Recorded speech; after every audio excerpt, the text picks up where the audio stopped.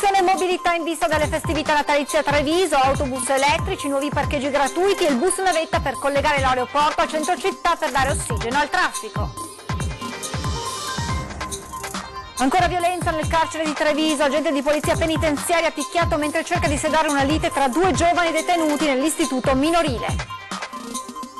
Tragedia del Molinetto della Croda, la sentenza del processo con rito abbreviato nei confronti dei 4 imputati potrebbe arrivare già alla prima udienza del prossimo 8 gennaio. Il presidente della Proloco speriamo sia la volta buona. Blitz della squadra mobile a Ponzano, arrestato un 19enne, si tratta della quarta volta in un solo anno e mezzo. Il giovane continuava a spacciare nonostante fosse agli arresti domiciliari. Le aziende in crisi del tessuto economico del territorio rischiano di finire preda della mafia dei colletti bianchi. L'allarme è lanciato da forze dell'ordine e magistrati riuniti oggi a Treviso. 91 milioni di bottiglie vendute nel 2017, i numeri del business del prosecco di OCG nel rapporto annuale del settore dedicato al Conegliano Valdobbiadene e boom della vendita online. Natale a Treviso, posizionato oggi in Piazza dei Signori, l'albero che verrà addobbato nei prossimi giorni è acceso l'8 dicembre, intanto stasera è inaugurata ufficialmente la Loggia dei Cavalieri vestita a festa. Buonasera e ben ritrovati con le notizie dal Treviso e provincia. In primo piano dunque le novità sul fronte mobilità in vista delle festività natalizie a Treviso, novità presentate in una conferenza stampa a Cassugana. In città in arrivo bus elettrici, nuovi parcheggi gratuiti e navette per collegare l'aeroporto al centro città. L'assessore alla mobilità Andrea De Checchi parla di rivoluzioni in tema di mobilità, viabilità e sosta. A segnare la prima tappa le novità introdotte per il periodo natalizio, bus elettrici, parcheggi e navette per collegare l'aeroporto al centro città. Questi nuovi 50 parcheggi gratuiti nel periodo delle festività natalizie, così come i bus elettrici e il collegamento diretto e continuo con l'aeroporto, sono una risposta ecologica, una risposta efficace, una risposta efficiente a quelle che sono le necessità della città. Si parte il 10 dicembre con l'introduzione di autobus elettrici ad implementare per le festività la linea 7 con l'obiettivo di estendere in futuro a più mezzi possibili l'alimentazione elettrica. E a proposito di mobilità sostenibile, nei primi mesi del nuovo anno verranno installate nuove colonnine di ricarica per i veicoli privati. In arrivo poi da gennaio un'altra importante novità. Sarà un collegamento diretto dell'aeroporto col centro città, passando per il parcheggio Miani. I turisti prenderanno l'autobus all'interno della struttura delle R3 e quindi avranno l'autobus che li porterà direttamente in città senza fermate. Non più turisti dunque che sbarcati all'aeroporto Canova prendono immediatamente l'autobus per raggiungere Venezia. Per loro adesso l'opportunità, grazie a questi bus navetta, di arrivare in centro città, al Miani e in stazione. Obiettivo: andare incontro alle esigenze dei turisti ed aumentare le presenze a Treviso. E chi raggiungerà il capoluogo per le festività natalizie troverà in via Lancieri di Novara un nuovo parcheggio reso disponibile da ATS che ha posticipato l'avvio del cantiere. Riusciamo quindi a rendere immediatamente disponibili entro pochi giorni 50 posti auto che, sottolineiamo, saranno completamente gratuiti. Un primo passo, sottolinea il vice sindaco De Checchi, per una mobilità sostenibile che è l'obiettivo, aggiunge, della nostra amministrazione. Parcheggi molti, grande disposizione di sosta a costi decisamente inferiori, autobus elettrici e frequenti e collegamento diretto con l'aerostazione. La cronaca ha dovuto ricorrere alle cure dei medici del Caffoncello. L'agente di polizia penitenziaria ha colpito ieri pomeriggio al volto da un pugno. Il poliziotto era intervenuto per dividere all'interno del carcere minorile 2 ragazzi venuti alle mani durante una lite, ma nel tentativo di riportarli alla calma è stato raggiunto da un pugno al volto che lo ha fatto cadere a terra con il naso sanguinante. Prontamente soccorso dai colleghi, l'agente è stato portato all'ospedale di Treviso. Grazie ad un emendamento al nuovo decreto sicurezza nato proprio dalla richiesta di Treviso, anche nel capoluogo della Marca i vigili urbani saranno dotati di taser. La Polizia Municipale presto avrà in dotazione i taser. A stabilirlo un emendamento al nuovo decreto sicurezza chiesto dal sindaco di Treviso Mario Conte al ministro Salvini. Insomma, non solo i comuni sopra i 100.000 abitanti, ma anche i capoluoghi di provincia ora rientrano nel maxi piano voluto dal ministro, che ha di fatto modificato il testo accettando la richiesta del sindaco trevigiano. Per noi questo significa dare maggiori strumenti ai vigili urbani, spiega il primo cittadino. Io dico che se il taser serve per evitare che i 12 agenti che nel nel 2018 hanno dovuto ricorrere alle spese sanitarie al pronto soccorso, io domani mattina farò richiesta per avere questo taser. Io ho a cuore la sicurezza dei cittadini, ma anche la sicurezza dei nostri agenti di polizia locale, che oggi si trovano a far fronte a una criminalità che sta cambiando, perché sono molto aggressivi, hanno a che fare con spacciatori oppure con persone che hanno anche qualche disturbo psichico. Sulle dichiarazioni fatte da Luigi Calesso, che in un comunicato aveva affermato che l'incontro Conte-Salvini era stata tutta propaganda e che, indipendentemente dalla valutazione sull'utilità dello strumento e sull'opportunità del suo utilizzo, su cui ci sono molte discussioni, rimaneva aperto il problema, aveva detto, della reale possibilità di una risposta positiva del Ministro dell'Interno. Risposta arrivata. Ringrazio Calesso perché con il suo scivolone mi dà la possibilità di ringraziare gli agenti della Polizia Municipale che hanno portato delle proposte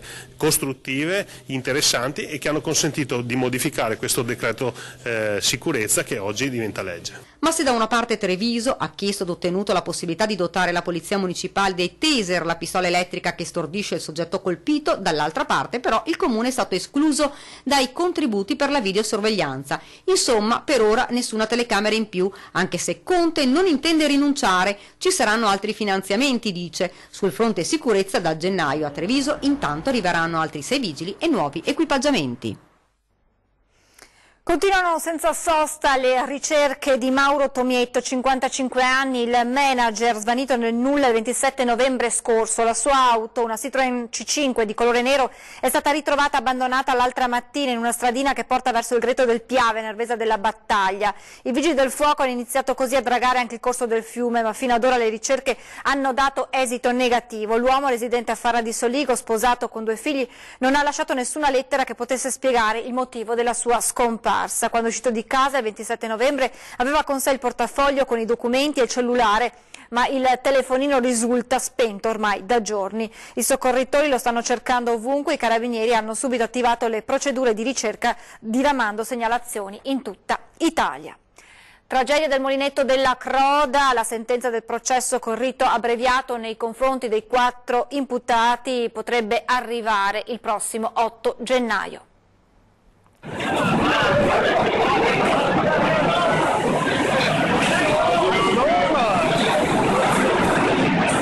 Speriamo questa sia la volta buona. Così Walter Scapol, presidente della Proloco di Refrontolo, raggiunto telefonicamente, rilascia quest'unica dichiarazione. Lui è uno dei 4 indagati per la tragedia del Molinetto della Croda che l'8 gennaio andranno a processo con rito abbreviato.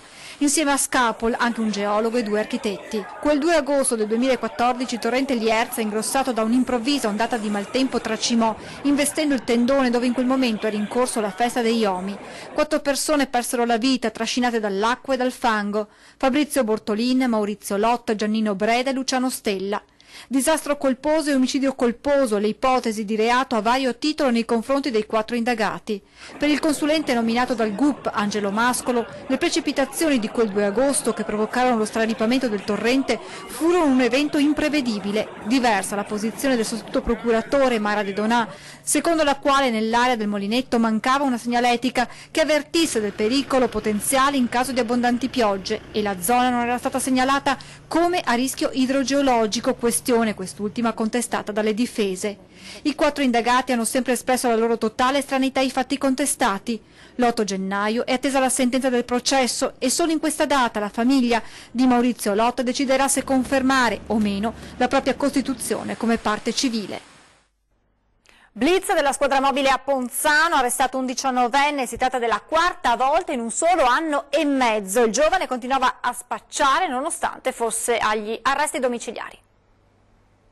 Una famiglia benestante alle spalle, ma lui 19 anni aveva già deciso la sua strada, quella della droga. In un anno e mezzo è stato arrestato già 4 volte, l'ultima ieri nella sua abitazione, il blitz degli uomini della squadra mobile in serata. Il giovane, nonostante fosse agli arresti domiciliari, continuava imperterrito a spacciare. Probabilmente è stato il via vai di ragazzi dalla sua abitazione, dove viveva assieme ai genitori, a insospettire la polizia, e in casa è stato trovato hashish e marijuana. Non solo, ma anche 4.400 euro, probabilmente provento della sua attività illecita. È stato nuovamente tratto in arresto, lui è stato sottoposto ad un controllo in quanto era detenuto presso il proprio domicilio e all'atto del controllo è risultato avere nella propria disponibilità oltre 700 grammi di sostanza stupefacente di vario tipo e una somma contante pari a 4.400 euro,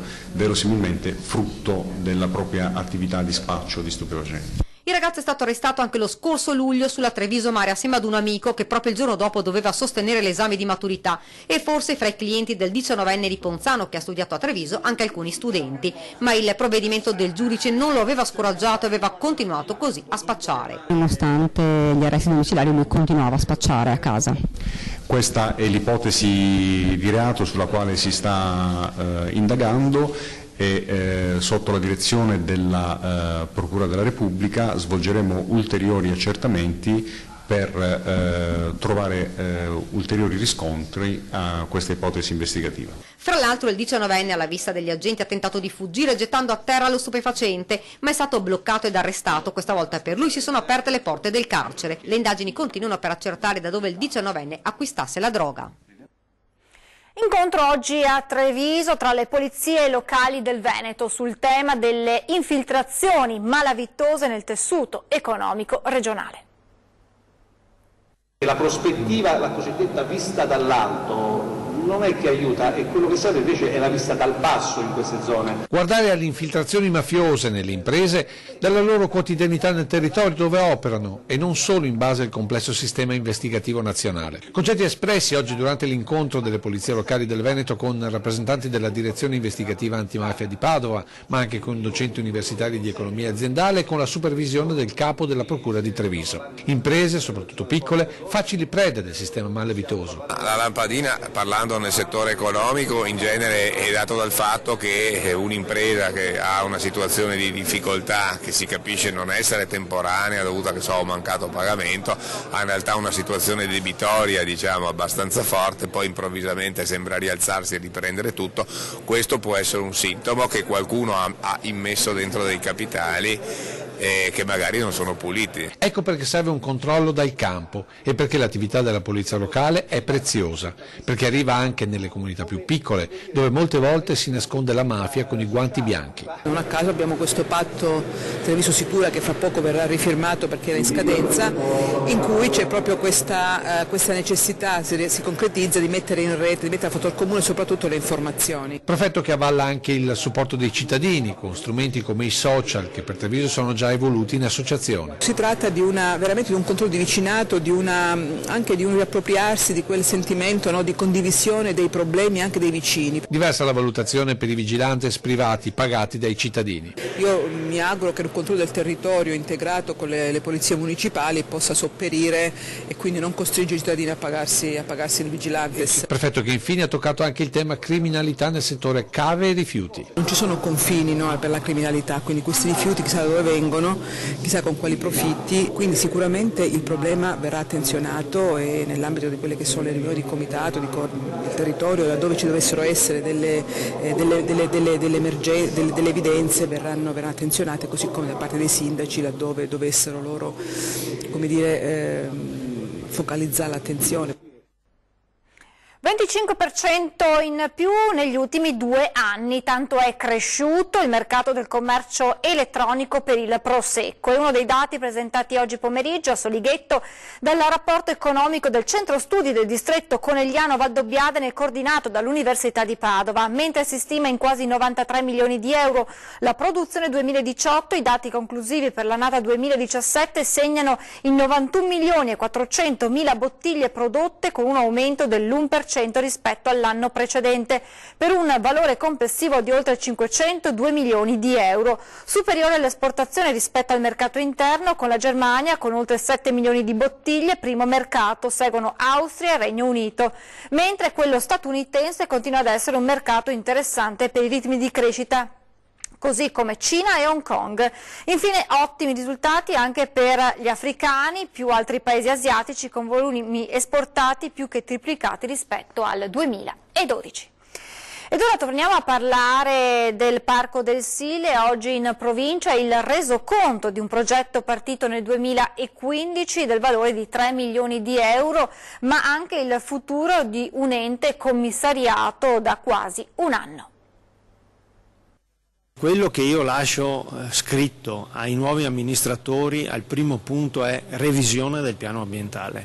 È un piano ambientale nato negli anni 90 sull'onda di quello che era l'ambientalismo di quegli anni. Rivedere le regole che vincolano chi vive e lavora all'interno del territorio del Parco del Sile.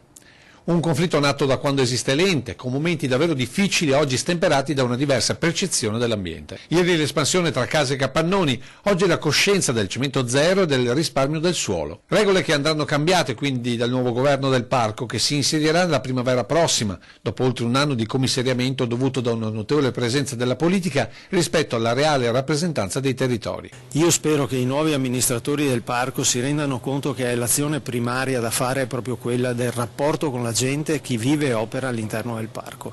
Per il passato questo è stato fatto poco e quindi c'è bisogno di un cambio di marcia in questo senso. Intanto si tirano le fila degli ultimi interventi prima della gestione commissariale. 3 anni per il Sile raccontati oggi in provincia. 3 milioni di euro in interventi per il controllo della qualità delle acque, ma soprattutto per salvaguardare la fauna del fiume di risorgiva più lungo d'Europa. Tra gli interventi anche lo spostamento di specie che non sono del territorio, ma che l'uomo ha abbandonato lungo le rive o nell'acqua. Bisognerà guardare sempre di più a progetti come questi, fondi europei, per cercare di portare sul territorio quelle risorse necessarie per far sì che il parco sia finalmente, dopo tante chiacchiere, un elemento di sviluppo del territorio e non solo un ente strumentale della regione che viene visto come il vincolo assoluto.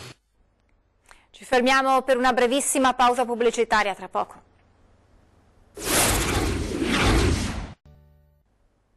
Rieccoci in diretta per parlare di quello che ci aspetta dal punto di vista meteorologico nei prossimi giorni a partire dal fine settimana. Sarà un fine settimana all'insegna dell'alta pressione, però con nuvole e sole che si alterneranno. Il sole sarà prevalente nella giornata di sabato, con temperature massime attorno agli 8 gradi e il risveglio ancora con valori notturni vicini allo zero, leggermente sotto lo zero, mentre domenica il cielo si presenterà spesso coperto o molto nuvoloso, ma non sono attese precipitazioni degne di nota. Temperature massime che saranno stabili tra gli 8 e i 10 gradi, minime vicino allo zero. Situazione simile anche per l'inizio della prossima settimana, lunedì nuvoloso, con deboli precipitazioni nel pomeriggio. Da martedì torneranno le nebbie, che potranno risultare anche persistenti e diffuse per tutto il giorno. Qualora queste si dovessero sollevare, creerebbero un cielo coperto anche con qualche pioviggine. Natale ormai alle porte e posizionato questa mattina in Piazza dei Signori in centro a Treviso l'albero di Natale, alto 12 metri, l'abete rosso è stato donato dalla città di Brunico, scelto direttamente dal presidente del Consiglio Comunale Giancarlo Iannicelli, che con l'occasione ha rinsaldato l'amicizia tra la città dell'Alto Adige e il capoluogo della Marca. Nei prossimi giorni si procederà agli addobbi che il sindaco Mario Conte ha già annunciato decisamente diversi rispetto a quelli scelti dall'amministrazione precedente. Ritorno quindi degli addobbi tradizionali più in linea con i segni natalizi già presenti nelle altre piazze lungo i canali della città. L'albero di Natale di Treviso sarà acceso il giorno dell'Immacolata, 8 dicembre alle 17:30. Intanto nel pomeriggio la Loggia dei Cavalieri, trasformata in una foresta incantata tra alberi e vegetazione, è stata ufficialmente inaugurata. Una foresta incantata, fra alberi e luci, piante addobbate per un Natale ricco di eventi che partirà proprio da qui, dalla Loggia dei Cavalieri. Dietro il suggestivo murale, omaggio alla storica libreria Tarantola. Grandi e piccini hanno assistito all'inaugurazione ufficiale quando in un attimo tutto ha preso colore, si è illuminato lasciando spazio alla sorpresa e allo stupore. La Loggia dei Cavalieri, o meglio la Loggia Incantata per il periodo natalizio, il senso è proprio questo, perché da oggi fino al 6 gennaio, dal mercoledì alla domenica, ci sarà praticamente ogni giorno un evento, quindi dedicato al bambino, al food, concerti, musical, cinema, laboratori olfattivi, quindi un punto di riferimento per le feste e per tutti quelli anche, speriamo da fuori ragione, che vogliono vivere tutte le bellezze di Treviso. Un attimo e oltre alle luci si sono diffuse le note musicali che hanno accompagnato questo momento.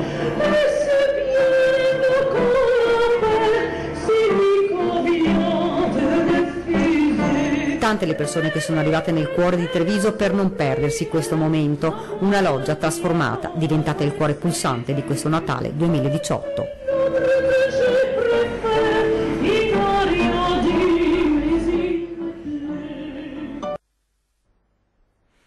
Vi ricordo l'appuntamento questa sera con 20:10, si parlerà di questi primi mesi di amministrazione guidata dal sindaco Mario Conte a Treviso, ospiti in studio Riccardo Barbisan della Lega e Roberto Grigoletto del Partito Democratico. È tutto, previsione del tempo, grazie per essere stati con noi, buona serata.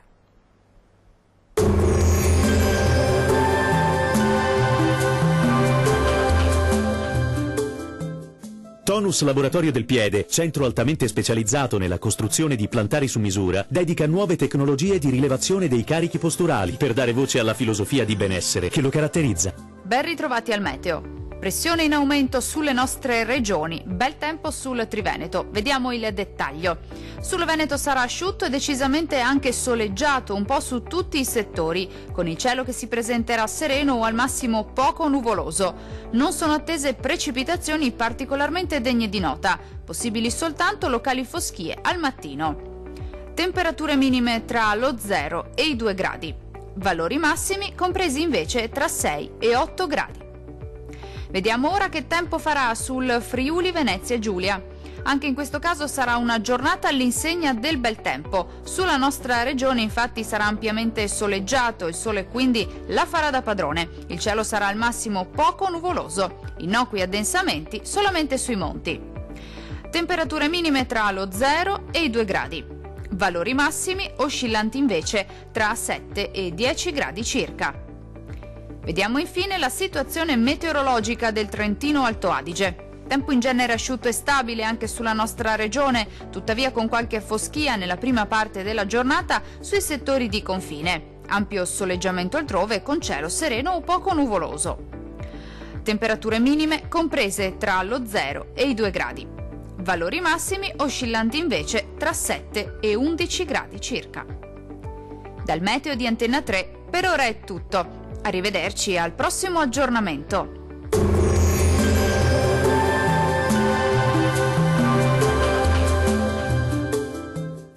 Tonus è il miglior negozio di calzature e moda comoda. Qui troverete il più vasto assortimento di calzature Fratelli Tomasi, eleganza e comodità, perché camminare è vivere.